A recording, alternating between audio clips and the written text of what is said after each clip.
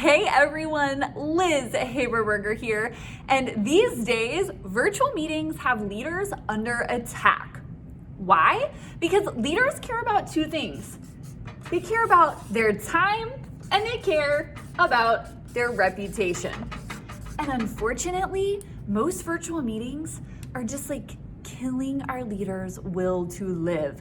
Because when they sit in virtual meetings, or sometimes host their own, they feel like this is such a waste of time and like ruining my reputation, okay? This isn't making my department look very good. This isn't making me look very good when I run this virtual meeting. So what's so different about virtual meetings? Well, a lot, okay? Virtual meetings are here to stay. As leaders, we might as well figure out how to leverage them so that we can make good uses of our time and keep our reputation and our team or our department's reputation really, really strong. So today we're gonna run through 5 quick tips that we can use to lead more effective virtual meetings and keep our teams engaged. So let's go ahead and jump right in. Okay, tip number 1, have an agenda. Know what it is that you're going to be talking about on a virtual meeting. 3 quick steps we can use to set a great agenda. Number 1, why are we here? What's the purpose of this meeting? Number 2, what are we going to cover? And then step 3, what else do we need to add? So 3 quick steps we can use at the very beginning of a meeting, whether we have it on a slide or we just visualize it. Why we're here, what are we gonna cover? What else do we need to add? Having an agenda makes us look more prepared, shows people that we're not wasting their time, and people have a very clear idea of why we're here and what they're going to be expected to contribute. Tip number 2 is kind of a scary one for a lot of people. Turn on your camera. Okay, I don't care if you're sitting at home in your kitchen. I don't care if you're in the office. I don't care if you have pajamas on. Turn on your camera and make everyone else in the meeting turn on theirs. Cameras should be required. The percentage of people who multitask when a camera is off is really, really high. The percentage of people who multitask when the camera's on, far lower. Okay, so turn on your camera. Now, turn on your camera, but also make sure you look good, okay? Now you don't have to have like perfect hair and makeup, but I've seen some god-awful camera looks that don't do anyone any favors. Can you guys see me okay? Hey everyone, I'm happy to be here on this meeting. Hey guys, good to see you. Okay, so we've got cameras on. We're making sure we look good. Tip number 3, energy. We have to bring up the energy when we're online. Most people, even in in-person meetings, are far too boring. Hey everyone, so excited you're here on our meeting today. Am I muted? Can you hear me? Yeah. Okay, so anyway, let me get back to what I wanted to talk about today. Online, we need to bring our energy level up at least 20% so that people on the other end of the computer screen are going to be engaged. Now, when we say bring the energy, what does that mean? It could mean a couple different things. One is simply our facial expressions. Show a big smile. If you're really intense about something, show that in your face. We want to use our facial expressions as much as possible. Okay, second is the tone in our voice. If we're talking about something really good, we need to sound really positive. And if we're talking about something really serious, it needs to come across in our voice. Finally, you have hands. They don't need to be jazz hands, but use your hands in your virtual meeting, okay? It makes you more engaging. Nobody wants to be this close to the camera. You don't need to be a little speck way far away, close enough that they can see your hands if you're moving them. Even better if you can write something down, right? Have a little whiteboard or a piece of paper behind you that you can leverage.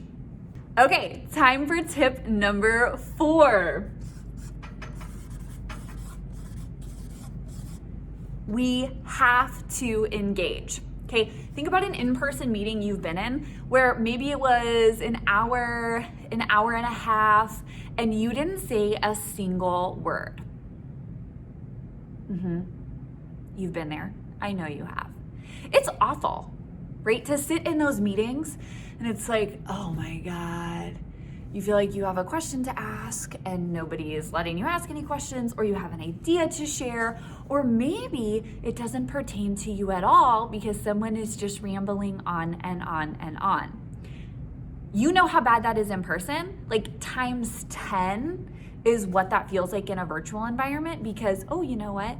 I have my other computer screen right here and that's dinging at me and I can see it. And my cell phone is right here in front of me. And if I just pop my camera off really quick, you're never gonna know that I'm now scrolling through my Instagram feed, trying to, do anything but pay attention to you.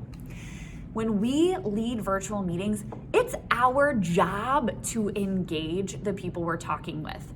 Now, there's lots of different ways we can do that. A few of the really simple ones are things like the chat box. So have people put their thoughts down in the chat. You can also use whiteboards. Okay, pretty much every platform you could be on, WebEx, Zoom, Teams, Skype, there's all functionality there where you can share a whiteboard. Get people typing up on the screen, whether it's putting their reaction to something, the pros and cons of things. And there's also things like stamps or arrows. So if you have a list of things on the screen, right, you could say, here's 4 of these tips. Put a stamp by the one that most resonates with you or that you think is priority number 1 for us. So stamps, whiteboards, chat boxes, breakout rooms. Utilize breakout rooms. If you have more than 5 people on your meeting, you can very easily split people up into breakout groups, right? Zoom has them, Teams now has them, WebEx has them. Breakout rooms are great opportunities for people to get engaged and involved. There's also lots of outside platforms you can use.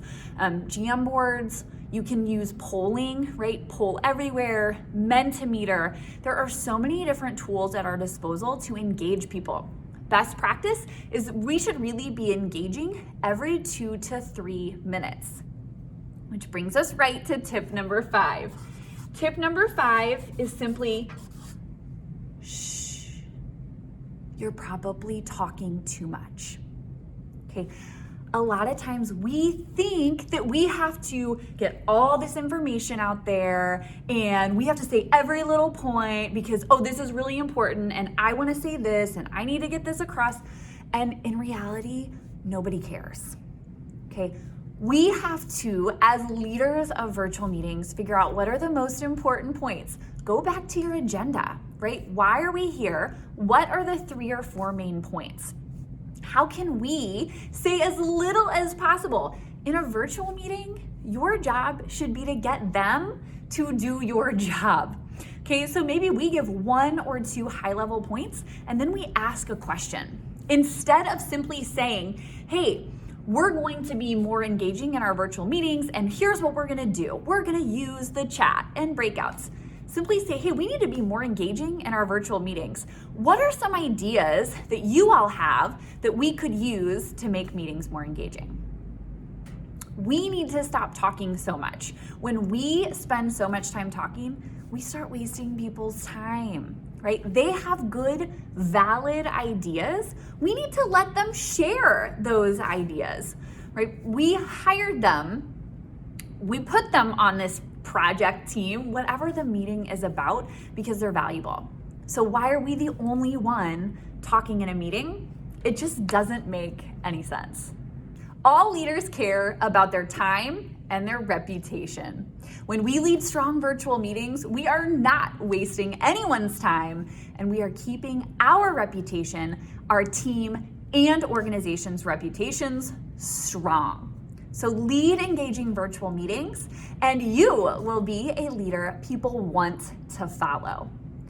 Please be sure to like and subscribe this video below for more tips, tricks, and ideas on being a strong leader.